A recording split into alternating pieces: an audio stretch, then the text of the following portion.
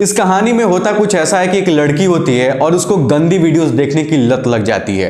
वो रोज रोज अपने फोन में गंदी वीडियोस देखती है, लेकिन एक दिन उसके साथ कुछ ऐसा होता है कि वो अपने आप को कंट्रोल नहीं कर पाती है और अपने छोटे भाई के साथ कुछ ऐसी हरकत कर देती है जिसकी वजह से उसके भाई की जान चली जाती है। जब ये बात उसके माता पिता को पता चलती है कि उसकी बहन ने ही उसके साथ ऐसा काम किया जिससे उसकी जान चली गई है, तो जो उसके बहन के साथ होता है वो सब सुनकर आपके पैरों तले जमीन खिसक जाएगी। नमस्कार दोस्तों, मैं हूं करण श्रीवास्तव और आज की जो मैं सच्ची घटना आपको सुनाने जा रहा हूं, ये सच्ची घटना है प्रयागराज की, जिसे हम पहले इलाहाबाद के नाम से भी जानते थे। दरअसल प्रयागराज के एक गांव में एक 16 साल की लड़की रहती है जिसका नाम मीना है और इसका एक छोटा भाई भी था। और जिस दिन ये घटना घटी थी उस दिन उसके घर पर सिर्फ मीना और उसका भाई ही था। उसके मम्मी पापा किसी काम से घर से बाहर चले गए थे।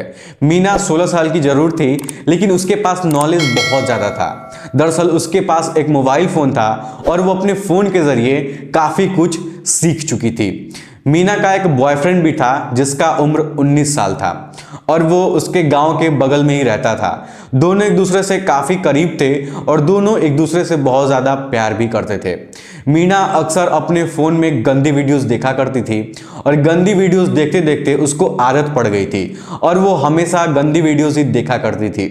फिर उसके मन में आता है कि क्यों ना मैं खुद ट्राई करके देखूं, यानी कि वो चाहती थी कि अपने बॉयफ्रेंड के साथ खुद फिजिकल रिलेशनशिप बनाकर ये सारी चीज़ें प्रैक्टिकली समझना चाहती थी। साफ भाषा में कहे तो वो खुद अपने बॉयफ्रेंड के साथ ये सारी चीज़ें ट्राई करना चाहती थी जो वो वीडियोस में देखती थी, यानी कि वो भी अपने बॉयफ्रेंड के साथ फिजिकल रिलेशनशिप बनाना चाहती थी। मीना अपने बॉयफ्रेंड से कई बार मिलने की कोशिश भी करती है, लेकिन किसी कारण से वो दोनों मिल नहीं पाते हैं। मीना का बॉयफ्रेंड भी सोचता है कि कब मुझे मौका मिले और मैं मीना से अकेले मिलने जाऊं, क्योंकि वो भी मीना के साथ फिजिकल रिलेशनशिप बनाना चाहता था। दोस्तों, मीना को लत लग गई थी गंदी वीडियोस देखने की। वो चाह कर भी अपने आप को उस चीज से रोक नहीं पा रही थी। तभी अचानक उसके पापा का फोन आता है और बोलते हैं कि बेटा आज हम लोग घर पर नहीं आएंगे, क्योंकि जिस काम से हम लोग आए हैं वो काम अभी हुआ नहीं है। तो हम लोग सोच रहे हैं कि आज रात को हम लोग यहीं पर रुक जाएं और कल काम खत्म करने के बाद वापस हम लोग घर आएंगे।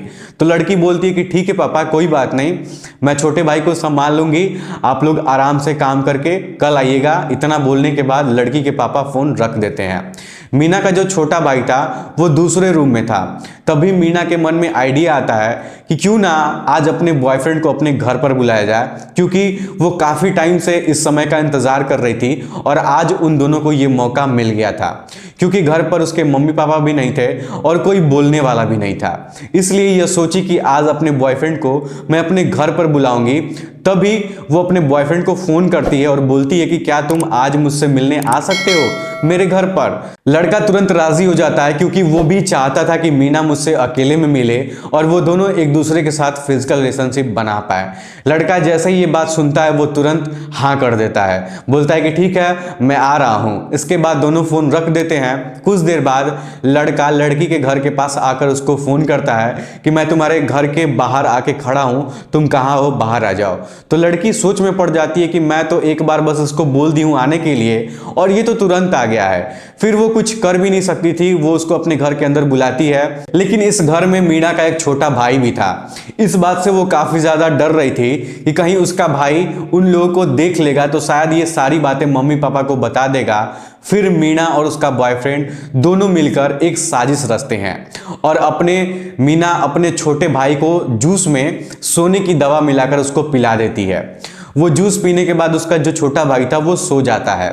अब इस दिन का इंतजार मीना और उसके बॉयफ्रेंड को काफ़ी दिनों से था, जो आज पूरा होने जा रहा था। उसके बाद फिर मीना और उसका बॉयफ्रेंड एक रूम में जाते हैं और एक दूसरे के साथ फिजिकल रिलेशनशिप बनाते हैं।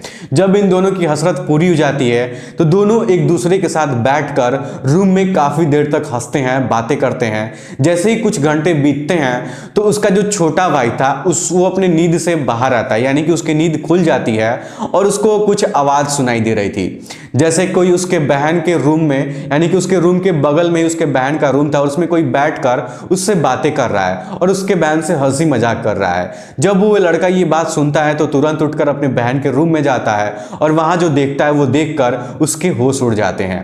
दरअसल वो देखता है कि वो दोनों बिना कपड़े के एक दूसरे के साथ चिपक कर बैठ कर बातें कर रहे थे।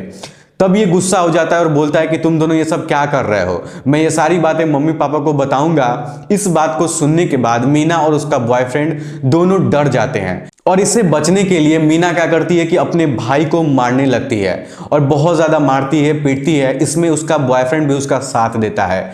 ऐसा उन लोग इतने गंदे तरीके से उस छोटे से बच्चे को मारते हैं कि उस लड़के की मौत हो जाती है। उसके बाद मीना काफ़ी ज़्यादा परेशान हो जाती है और सोच में पड़ जाती है कि हम दोनों ने मिलकर ये सब क्या कर दिया। अपने छोटे भाई की उसने हत्या कर दी थी। तभी मीना का जो बॉयफ्रेंड है वो वहाँ से भाग कर निकल जाता है अपने घर के लिए और मीना इस घर में चुपचाप पूरी रात बिताती है। जैसे ही सुबह होती है मीना के मम्मी पापा घर पर आते हैं और देखते हैं कि उसका छोटा भाई बेड पर मरा हुआ पड़ा है। जब ये बात मीना से पूछी जाती है कि आखिर कैसे ये सब हो गया, तो वो साफ साफ मना कर देती है कि मुझे कुछ नहीं पता है, मैं अपने रूम में सोई थी और पता नहीं कौन इस घर में घुसकर मेरे छोटे भाई की हत्या कर दिया है, ये बात मुझे भी नहीं पता है। मीना कहती है कि जब आप लोग आए हैं तभी जाके मुझे ये बात पता लगी है कि हमारे छोटे भाई की हत्या हो चुकी है, यानी कि उसकी मौत हो चुकी है। उसके माता पिता बहुत परेशान हो जाते हैं। आखिर ऐसा कैसे हो सकता है कि कोई घर में घुस के किसी लड़के की हत्या कर दे और किसी को पता ही ना चले, ऐसा कैसे हो सकता है। जब ये बात पुलिस प्रशासन को पता चलती है तो पुलिस प्रशासन के लोग वहां आते हैं और छानबीन करते हैं, लेकिन उनको भी पता नहीं लगता कि आखिर इस लड़के की मौत हुई कैसे है। मीना से जब ये पूछताछ की जाती है तो मीना साफ साफ मना कर दे रही थी कि मुझे कुछ नहीं पता है कि उसकी मौत कैसे हुई है। पुलिस कई दिनों तक इस मामले की छानबीन करती है। उसके बाद उस लड़की से जब पूछताछ की जाती है कि उसकी मौत कैसे हुई है कुछ दिनों बाद, तो फिर भी उसकी बहन नहीं बताती है। जब उसके बहन की फोन की छानबीन की जाती है और जब उसके फोन को चेक किया जाता है तो पता चलता है कि उसका कोई बॉयफ्रेंड भी है और वो उससे रोज रोज बातें करती हैं। फिर पुलिस को अंदाजा लग जाता है कि शायद कहीं ऐसा ना हो कि इन दोनों ने ही मिलकर कहीं कोई साजिश रचा हो और उसमें उस लड़के की मौत हो गई हो। उसके फोन से उसके बॉयफ्रेंड का फोन नंबर निकाला जाता है और जब लड़की के बॉयफ्रेंड के पास पुलिस प्रशासन जाती है और उस लड़के को पकड़ के उससे पूछताछ करती है तो लड़का सब कुछ सही सही जवाब दे देता है और वो बताता है कि हाँ, हम लोगों ने ही मिलकर उसके भाई को बहुत ज़्यादा मारा, हम लोग को पता नहीं था कि उसकी मौत हो जाएगी, लेकिन अचानक उसकी मौत हो गई। तभी पुलिस प्रशासन उस लड़के के बॉयफ्रेंड को पकड़ते हैं और थाने में लेके आते हैं और लड़की को भी गिरफ्तार करते हैं। जब ये बात लड़की के माता पिता को पता चलती है कि इसकी बहन और उसका बॉयफ्रेंड मिलकर इस लड़के के साथ इतना गंदा और घिनौना काम करके इसकी जान ले ली है, तब उसके माता पिता बहुत ज़्यादा शर्मिंदा हो जाते हैं और लड़की भी अपने आप से बहुत ज़्यादा शर्मिंदा थी। इसके बाद पुलिस प्रशासन लड़की को और उसके बॉयफ्रेंड को दोनों को पकड़कर जेल भेज देते हैं। दोस्तों, इस कहानी को सुनाने का मेरा मकसद आपको परेशान करना नहीं है, आपका दिल दुखाना नहीं है, बल्कि आपको जागरूक करना है ताकि आप लोगों के साथ जिंदगी में ऐसी गलती कभी ना हो। दोस्तों, मोबाइल फोन तो हर बच्चों के पास होता है, लेकिन ये चीज़ उसके ऊपर डिपेंड करता है कि वो अपने फोन को किस तरीके से यूज करता है। निगेटिव तरीके से यूज करता है कि उस अपने फोन को पॉजिटिव तरीके के लिए यूज करता है। लेकिन इसके लिए माँ बाप को भी थोड़ा सा ध्यान देना चाहिए कि वो लड़का अपने फोन के साथ करता क्या है। चलिए फिर आज की इस वीडियो में इतना ही। वीडियो पसंद आया तो वीडियो को लाइक और चैनल को सब्सक्राइब जरूर करिएगा। तब तक के लिए धन्यवाद।